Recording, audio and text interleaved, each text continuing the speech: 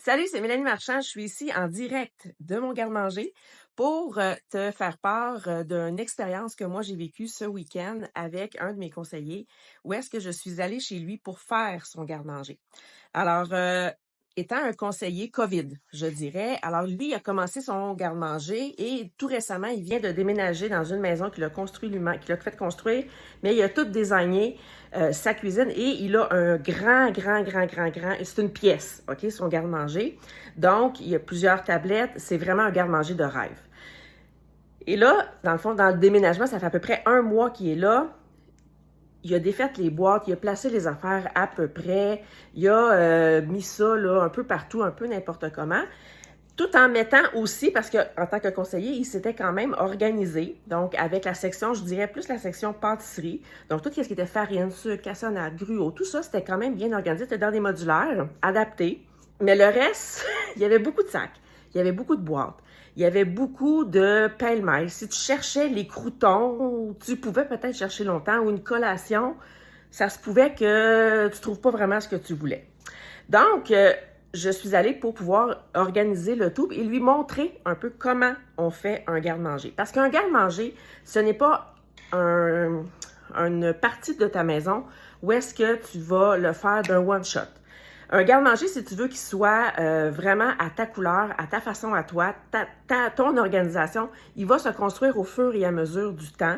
Donc moi, ça doit faire à peu près 4 fois que je le refais, sinon 6, mon garde-manger, parce qu'il évolue en fonction de mes besoins. Et pour toujours le rendre meilleur, le rendre plus accessible, le rendre efficace, OK? Donc, dans un premier temps, c'est un peu ça qu'il faut rechercher avec un garde-manger qui est organisé. Le but du garde-manger qui va être organisé, c'est vraiment te permettre de cuisiner rapidement. C'est te permettre de ne pas chercher. C'est te permettre d'avoir un visuel rapide, OK, un repère de tes ingrédients clés, de ta base pour pouvoir cuisiner.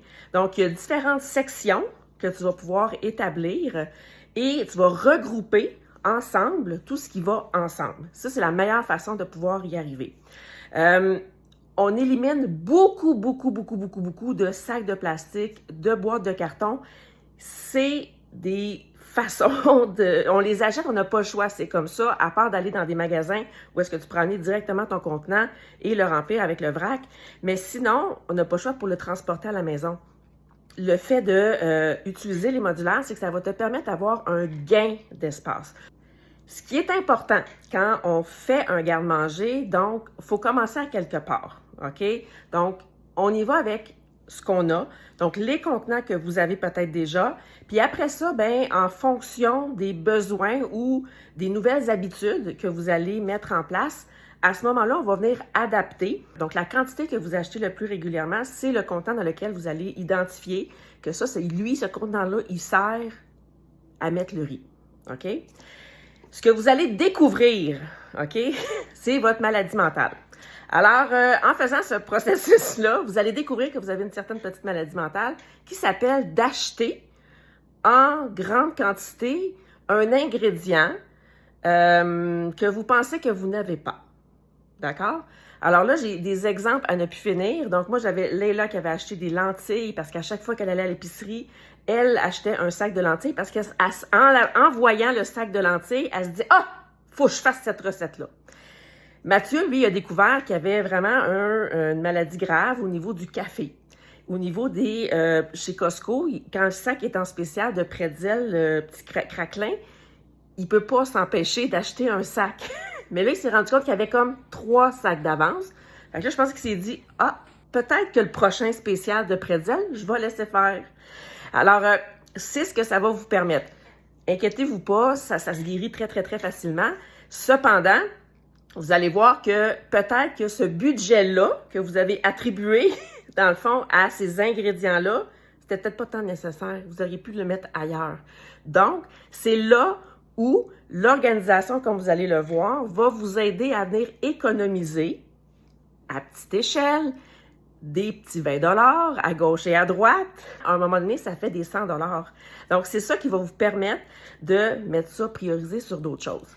Ça va vous permettre aussi, quand va être le temps Donc, préalablement à l'achat de l'ingrédient, avant, il faut aller faire la liste de l'épicerie. Donc, visuellement, vous allez voir qu'est-ce qui vous manque. C'est quel l'ingrédient, quels sont les ingrédients qui sont nécessaires. Donc, si moi, je prends par exemple ici, je sais très bien que du gruau, donc mon gruau, il est ici. Alors, le gruau, mon contenant, il est vide. Donc, quand je vais passer devant le gruau, parce que visuellement, mon cerveau l'a enregistré, il va dire du gruau, j'en ai besoin. Le troisième avantage qu'on a aussi au niveau des modulaires, c'est que vous allez économiser beaucoup d'espace. Donc, on n'a pas tous des garde-manger à la Mathieu. On a différentes sortes de garde-manger. Il y en a que c'est dans une armoire, il y en a que c'est en dessous d'un cabinet. Il y a toutes sortes de garde-manger.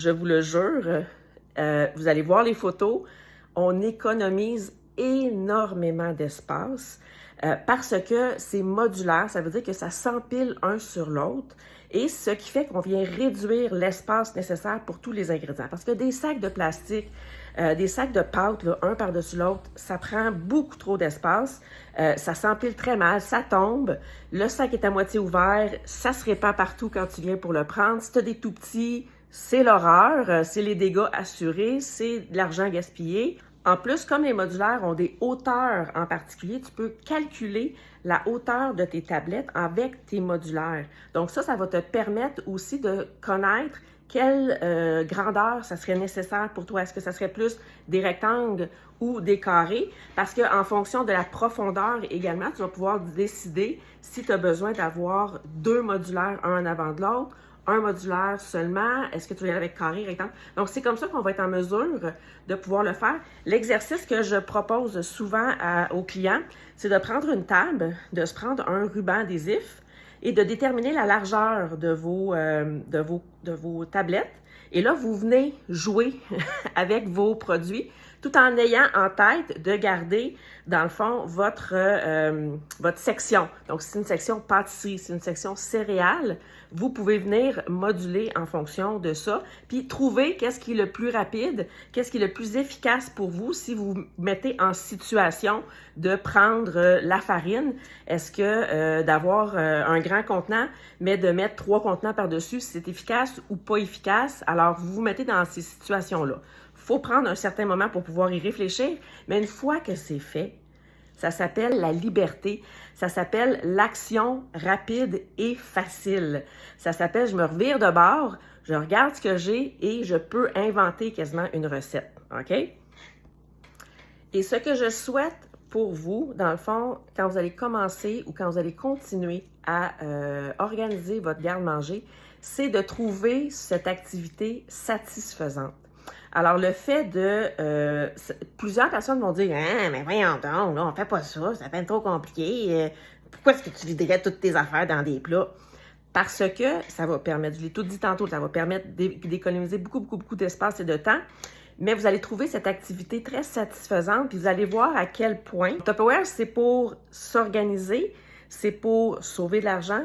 Les produits Tupperware, c'est pour aussi mieux manger, donc on va pouvoir cuisiner maison facilement, mais c'est aussi faire un effort pour tout ce qui est la pollution, donc le recyclage. Donc, vous allez voir à quel point il y a beaucoup d'emballages. Donc, peut-être que même dans vos choix, il va y avoir des choses qui vont même s'améliorer parce que vous allez prendre conscience. C'est peut-être plus économique d'acheter un gros sac de pâtes parce que ça dure éternellement versus plein de petits, tout en calculant aussi le rapport qualité-prix, si ça vaut la peine. Avoir des modulaires, ça fait souvent rêver. Moi, ce que je vous dis, c'est commencer à petite échelle. Prenez ce que vous avez déjà. Faites juste ouvrir votre garde-manger, là, tout de suite après, là. Ouvrez votre garde-manger. Regardez ce que vous avez comme sac. Sortez-les sur le comptoir. Prenez vos modulaires que vous avez probablement déjà. Transvidez-les directement tout de suite. Là. Faites ça là, pendant que c'est le temps, on en parle. Placez-les dans vos armoires et regardez comment l'effet que ça va vous faire, la satisfaction que vous allez y trouver. Et cette satisfaction-là, essayez de la reproduire autant de fois que vous pouvez. Vous allez voir, ça devient quasiment addictif. Puis on On a juste envie d'en faire encore plus et encore plus parce qu'on y trouve une paix, la charge mentale, le fouillis.